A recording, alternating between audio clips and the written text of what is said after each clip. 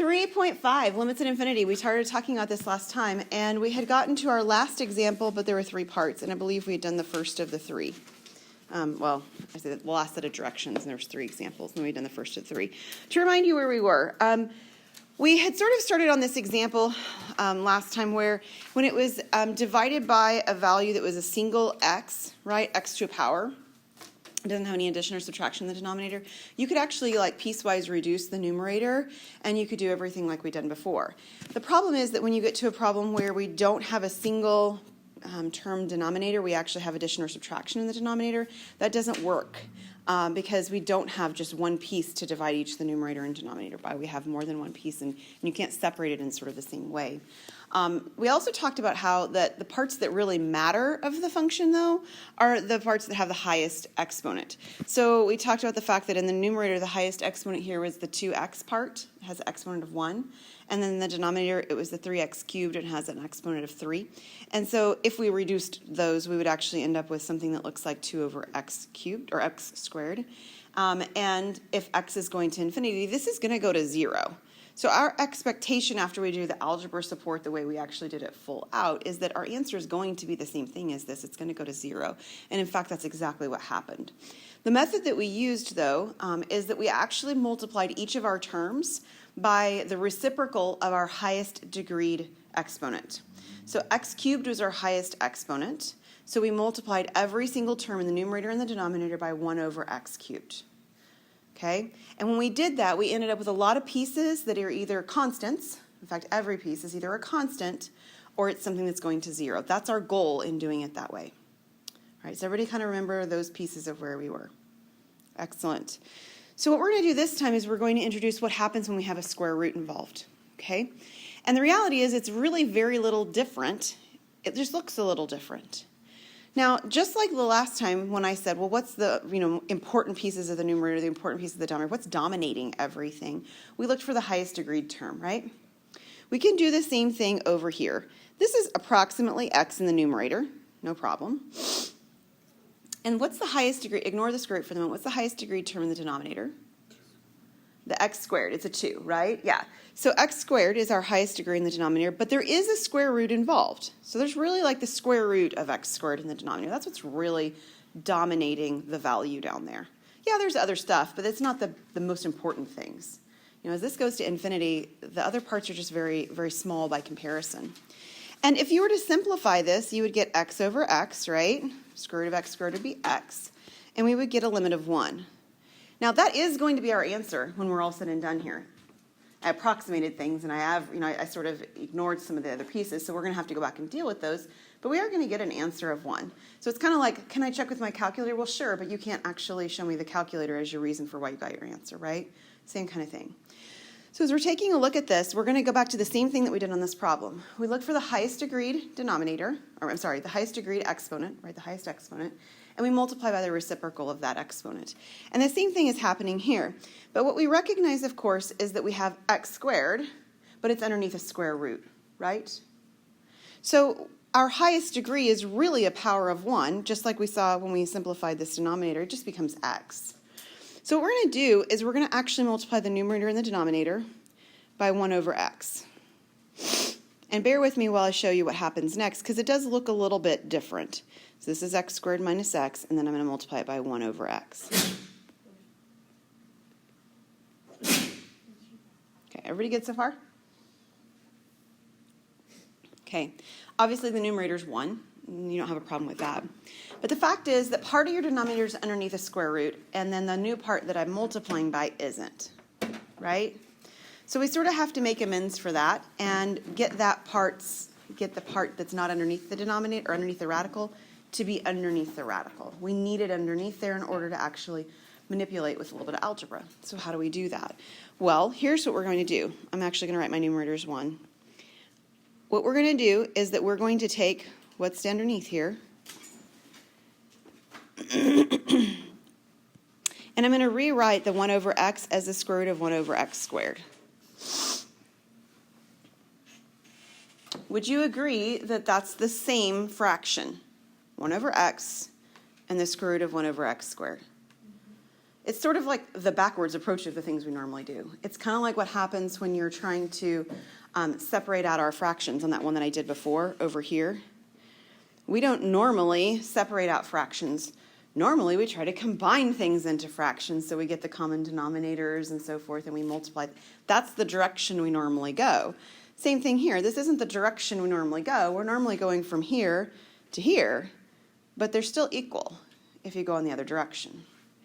So why does it matter? Well, it matters because now that they're both underneath the radical, there's a property of radicals back in algebra that says that if you had the square root of a times the square root of b, it's the square root of ab. In other words, if they're both pieces that are underneath radicals, we can put them underneath the same radical, and they're the same quantity. It doesn't change the value. And because of that, I can actually move that 1 over x squared inside the radical that was already there. So now I have the x squared that's here times 1 over x squared. And I have the x that's here times 1 over x squared. Okay, so I'm distributing this inside the parentheses and through the radical. Still have this limit because I haven't dealt with it yet. We're going to clean up a little bit underneath this radical. And once we do, everything's going to happen just like last time. Either everything's going to be a constant or everything's going to go to 0. Each of the pieces are going to have one of those two characteristics. So as we take a look at that, let me move this up here. We have our limit as x goes to infinity of 1. What is the first piece going to end up being? X squared over 1 times 1 over x. That's 1. And the second piece, x times 1 over x, is, x times 1 over x squared is 1 over x. Thank you. Okay. So we have constants, and we have constants over x. They'll always turn out that way. And then as the limit goes to infinity, right, as x goes to infinity, then the pieces that are actually written as fractions 1 over x, as x goes to infinity, these all go to 0. So the constants stay constants. I have 1 on top, and I have the square root of 1 minus 0. And that's really what I have. You don't necessarily have to write those pieces in there, but that's really what happened. And of course, that ends up giving you 1 over the square root of 1, which is 1, just like we were expecting, right? We were expecting it to be 1 because sort of this reduced version of what I am saying is the most important pieces was 1 already. Is that okay? So when we cancel out the 1 over x, we're saying that's the limit of that piece? Yes. Basically what we're doing is because we had a limit property before as well that said I can take the limit of this piece, and I can take the limit of this piece, and I can take the limit of this piece. So the limit of the 1 on top is 1, the limit of the square root 1 on bottom is 1, and the limit of the 1 over x is the 0. Yes. So we're not distributing the limit through, but it is a limit property that I can take the limit of each piece of the limit as a composite. Okay, one more. This one's an interesting one. It does work differently because it's sine. So you'll only see sine or cosine when we're working on these limit kind of problems. I mean, it's not going to throw in all the trig functions. It's just sine and cosine. And they're always handled the same way. So think with me. When you have a sine and cosine function, it goes up and down, right? It bounces up and down. It's got this wave pattern, yeah? What is the highest that it goes to in just a traditional sine of x problem? 1. It goes to 1. And what's the lowest it goes to? -1. It's always bounded. And sine works that way, cosine works that way. The only time it's different is if there's a coefficient in front of sine or cosine that changes the height, right? If there's like a 3 in front, then it goes up and down between 3 and -3. But when you've got sine, with no matter what the angle is inside, it's always bouncing up and down between 1 and -1. Okay, everybody good with that? Okay. So what happens here is that we do what's called it's a squeeze theorem is what it really is. I don't know if your book actually talks about it at this point or not, or if it waits till later. But we're actually saying that the -1 is less than or equal to whatever the sign is that we have. This time it's sine of 2x is less than or equal to 1.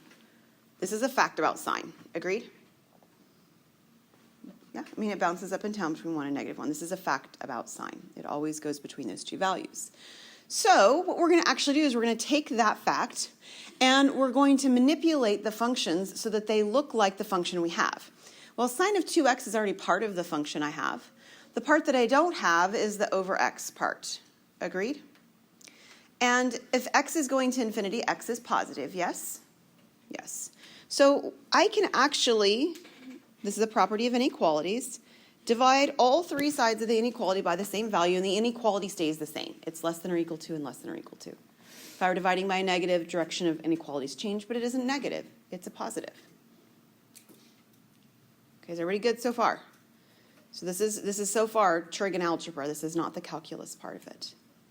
The cool thing is that the piece on the inside right now is exactly the function I'm dealing with. All right? So what I want to do now is, just like I divided all three pieces by x, I want to take the limit of all three pieces. So I'm going to go in and I'm going to say, okay, well now I'm going to do the limit of negative 1 over x as x goes to infinity. And I'm going to take the limit, which is, this is the one I already had, right, as x goes to infinity, of sine of 2x over x. And I'm going to take the limit as x goes to infinity of negative 1 over x. Oh, it's 1. Thank you. I was looking back to make sure I got my negative on the first one, then I put a negative on the last one. Yeah. Okay, everybody good so far? Here's the cool thing. What's the limit as x goes to infinity of 1 over x? This is 0. What's the limit as x goes to infinity of 1 over x? 0. And I either sandwiched or squeezed the limit that I care about so that it must be bigger than 0 and smaller than 0 or equal to 0. So it has to be equal to 0. I don't have any wiggle room, right? I've sandwiched it or I've squeezed it till I don't have any choices. So I end up getting zeros on both sides of this, right? So this is still the limit as x goes to infinity here in the middle of sine of 2x over x less than or equal to 0. So the limit as x goes to infinity of sine of 2x over x is actually equal to 0. And if you were to graph this, just so that you would know what it would look like, you know what your sine curve does, right? It bounces up and down between positive and negative 1. Well, so what happens as you divide it by a number that gets increasingly larger? Well, it bounces up and down at smaller intervals. So it ends up looking something like this.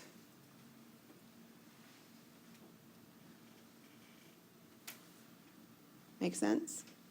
The bounces just get smaller and smaller until they taper off along the x-axis.